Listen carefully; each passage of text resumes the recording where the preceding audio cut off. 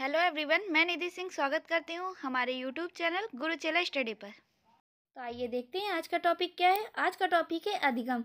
हम लोगों ने कल भी अधिगम के बारे में पढ़ा था। अधिगम आप लोगों का बहुत बड़ा चैप्टर है, इससे बहुत से क्वेश्चंस आते हैं, तो इसको आप लोग बहुत ही अच्छे से पढ़िएगा और सारे पॉइंट्स को बहुत ही ध्यान देकर पढ़िएगा। कल हम लोगों ने अधिगम की परिभाषाएँ, उसका अर्थ, विशेषताएँ और जो बैंकिंग मॉडल क्या पढ़ा था कि बैंकिंग मॉडल क्या होता है। तो ये रटने पर फोकस करता है बैंकिंग मॉडल। अब इसके कुछ पॉइंट्स रह गए थे, तो आज हम लोग इसके बारे में पढ़ेंगे। तो पहला क्या है, अधिगम को प्रभावित करने वाले कारक। कौन कौन से कारक हैं, तो आइए देखते हैं। पहला है बुद्धि।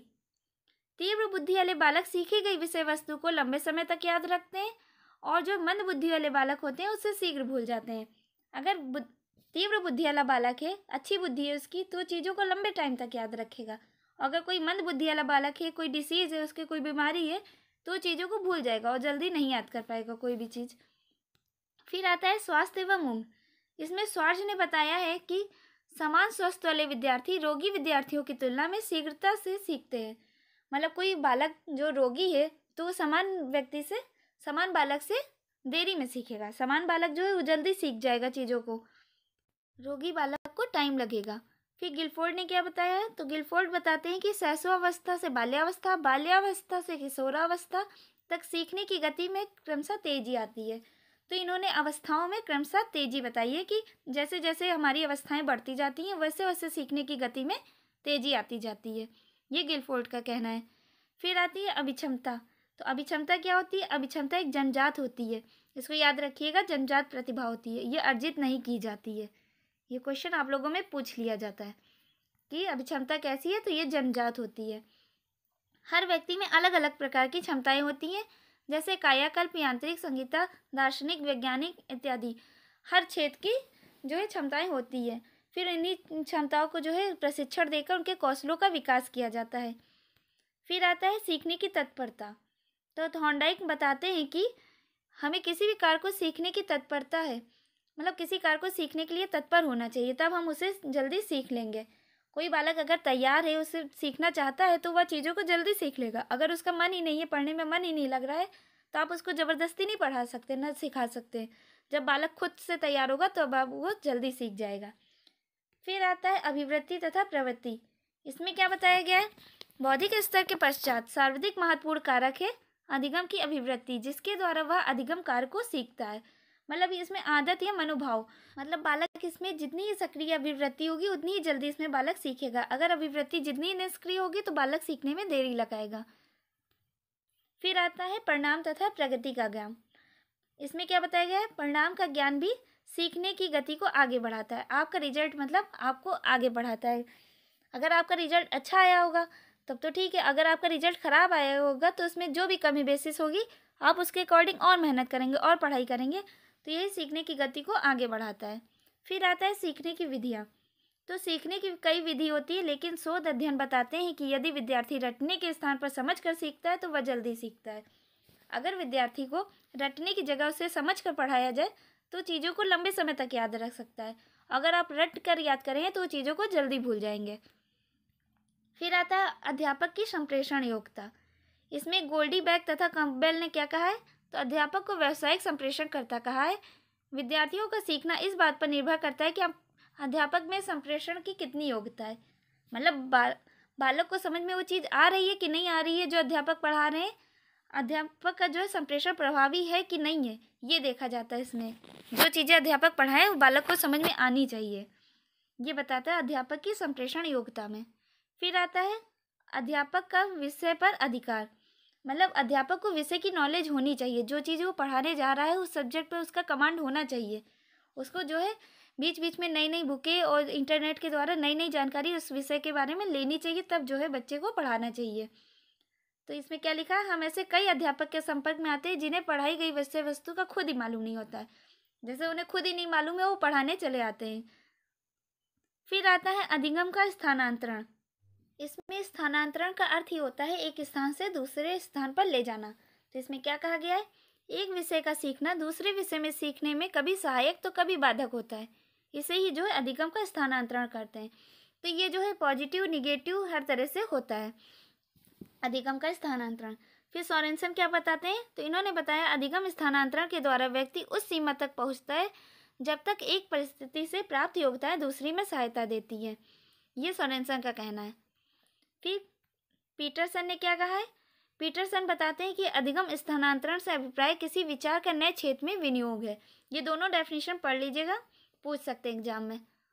फिर आता है इनके प्रकार कौन कौन से हैं, तो देखते हैं धनात्मक सकारात्मक स्थानांतरण, ये होता है पॉजिटिव स्थानांतरण। इस स्थानांतरण को सकारात्मक स्थानांतरण के नाम से भी जाना जाता है। तो इसमें जो है पूर्व ज्ञान होता है हमारा नवीन ज्ञान को अर्जित करने में सहायक होता है। पूर्व ज्ञान हमारा नवीन ज्ञान को अर्जित करने में सहायक होता है, इसे ही धनात्मक स्थानांतरण कहते हैं। तो आइए इसके एग्जाम्पल देखते हैं, जैसे कौन कौन से। कक्षा में सीखे गए ज्ञान का प्रयोग विद्यार्थी अपने व्यवहारिक जीवन में करता है। जैसे कि आपने कक्षा में जोड़ घटाना गुणा भाग ये सब सीखा, तो बालक बाहर जाके मार्केटिंग करने में अपने हिसाब में इसका यूज़ करता है। फिर यदि कोई कार चलाना जानता है तो वह कोई भी कार होगा, यहाँ कार अतिरिक्त अभ्यास के बिना चला सकता है। मतलब वो अगर कोई कार चला लेता है तो उसे कोई और कार दे दी जाए तो बिना प्रैक्टिस के वो चला लेगा। फिर आता है साइकिल चलाने की कौशल सीख लेने पर मोटरसाइकिल चलाने में कम कठिनाई होती है। अगर आप साइकिल पे बैलेंसिंग बना लेते हैं तो आपको बाइक चलाने में भी ज़्यादा कठिनाई नहीं होगी, आप उस पर भी बैलेंसिंग बना लेंगे। ये बताया गया है धनात्मक स्थानांतरण के एग्जाम्पल है। अब है ऋणात्मक स्थानांतरण या ऋणात्मक, ये जो है कम प्रभावी होता है और धनात्मक में प्रभावी होता है उसमें।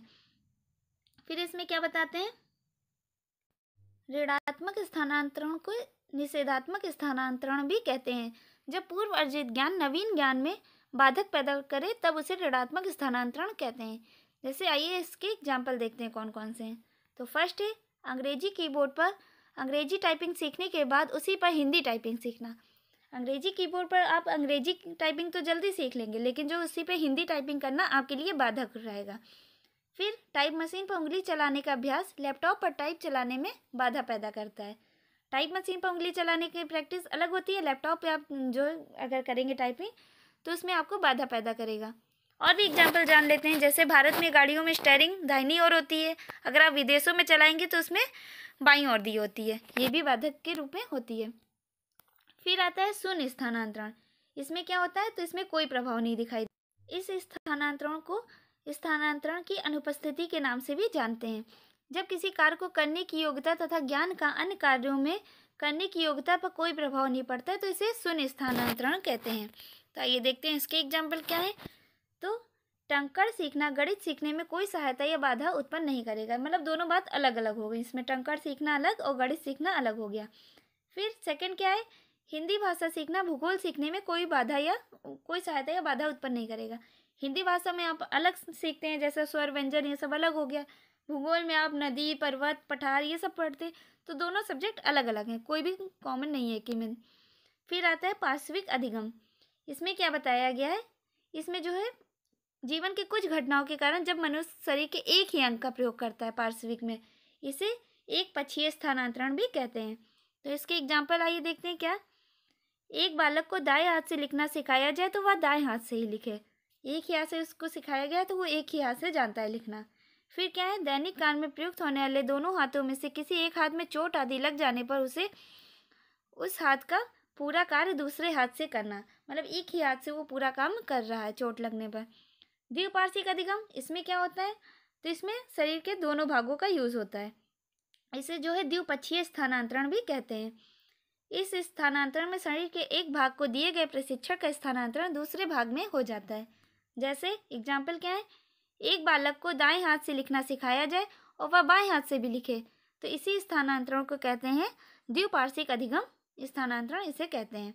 शरीर के एक भाग को दिए गए प्रशिक्षण का स्थानांतरण दूसरे भाग में हो जाता है।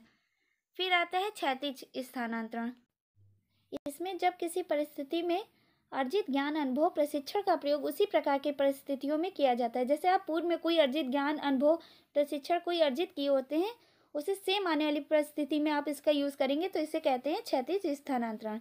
इसके एग्जाम्पल क्या है, तो देखते हैं। भूगोल विषय का ज्ञान अर्थशास्त्र समझने में सहायक होता है, मतलब एक भाषा के नियमों से दूसरी भाषा को समझना, ये इसी प्रकार के स्थानांतरण में आता है, क्षैतिज स्थानांतरण।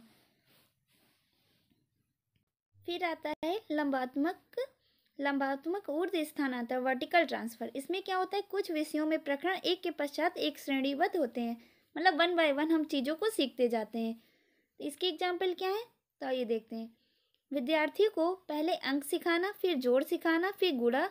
जोड़ जो है गुना का विस्तार है, मतलब 1 बाय 1 हमें एक एक चीज़ों को सिखाते हैं, पहले अंक, फिर जोड़, फिर गुणा, ऐसे ही चीज़ों को सिखाते हैं, ये श्रेणीबद्ध होते हैं। फिर सेकंड एग्जाम्पल क्या है इसका, तो मेडिकल के विद्यार्थी को शरीर रचना का ज्ञान सन होगा या सल होगा, सल चिकित्सा के लिए आवश्यक होता है। ऐसी स्थिति में ऊर्ध्वाधर स्थानांतरण कहते हैं इसे। तो इसमें जो है एक एग्जाम्पल आप और भी ले सकते हैं, जैसे हम लोगों ने बचपन में कोई चीज़ सीखी हो, उसका बड़े होकर उसका उपयोग करना, ये भी इसी एग्जाम्पल में आता है। ये जितने भी पॉइंट्स हमने आज पढ़ाए हैं अधिगम के, ये सब आप लोगों के लिए बहुत ही इम्पॉर्टेंट है। आप लोग जो है MCQ लगाइए इसके, देखिए अधिगम चैप्टर से कितने MCQ आप लोगों से लग रहे हैं। सारे जो है MCQ इससे लग जाएंगे। ये मैंने सारे पॉइंट्स इसके पढ़ा दिए अधिगम के। ऐसे ही टॉपिक वाइज CDP हम आप लोगों को पूरा कंप्लीट कराएंगे, जो आपके इस हर एग्ज़ाम के लिए सही है। SATAT, TET, super TET, DSSB सब एग्ज़ामों के लिए आपके लिए बहुत ही इंपॉर्टेंट है ये वीडियो पाने के लिए हमारे चैनल को सब्सक्राइब कर दीजिए और जो है इस वीडियो को शेयर कर दीजिए, ताकि सबके पास ये कंटेंट पहुंच सके।